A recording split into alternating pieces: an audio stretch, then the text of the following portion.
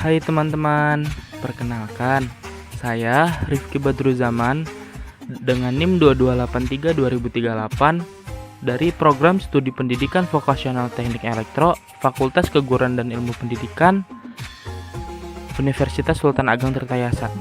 Saya akan membahas keselamatan dan kesehatan kerja. Tentang APD. Apa sih APD itu? APD adalah suatu alat yang mempunyai kemampuan untuk melindungi seseorang yang fungsinya mengisolasi sebagian atau seluruh tubuh dari potensi bahaya di tempat kerja. Alat pelindung diri ini terdiri dari kelengkapan wajib yang digunakan oleh para pekerja sesuai dengan bahaya dan resiko kerja yang digunakan untuk menjaga keselamatan pekerja sekaligus orang di sekelilingnya. Kewajiban ini tertuang dalam Peraturan Menteri Tenaga Kerja dan Transmigrasi Nomor 8/Men/7/2010 tentang alat pelindung diri, dan pengusaha wajib untuk menyediakan alat pelindung diri sesuai dengan Standar Nasional Indonesia atau SNI bagi para pekerjanya. Ini merupakan salah satu tindakan kelalaian dalam menggunakan alat pelindung diri berupa sarung tangan ataupun kacamata. Bayangkan, jika saat kita memotong sebuah besi, lalu mata gerinda yang akan kita gunakan itu patah, mengenai muka kita sendiri. Bayangkan apa yang terjadi. Seperti gambar di samping. Nah, nggak kebayangkan kalau kita tidak menggunakan kacamata saat memotong ataupun menggerinda? Nah, ini merupakan salah satu contoh penggunaan atau menggunakan gerinda dengan benar, yang dimana saat ingin memegang gerinda atau saat ingin memotong sebuah besi, pastikan bahwa tangan yang memegang alat potong gerinda tersebut dengan kencang. Yang kedua, posisi badan yang diatur senyaman mungkin. Ketika memotong, jangan sampai ada atau orang di depan kita sehingga terkena besi. Yang kedua, tidak menggunakan baju sesuai APD dan SOP. Ini juga merupakan suatu tindakan kelalaian dalam menerapkan SOP dan APD. Bahaya yang akan terjadi ketika kita ngelas tidak menggunakan kacamata dapat menyebabkan kerusakan mata seperti mata perih dan pandangan tidak bisa fokus karena silau yang diberikan dari pengelasan tersebut.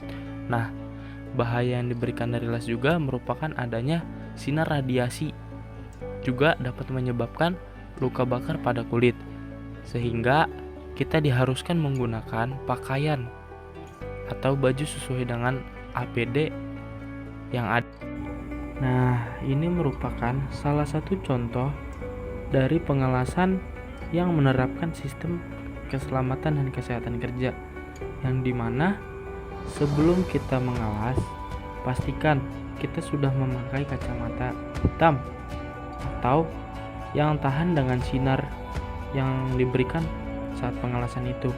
Yang kedua, kita sudah menggunakan pakaian atau alat pelindung diri baju panjang seminimal mungkin. Yang ketiga, pastikan posisi saat kita ingin ngelas, cari posisi ternyaman mungkin. Apa sih tujuan diterapkannya sistem keselamatan dan kesehatan kerja?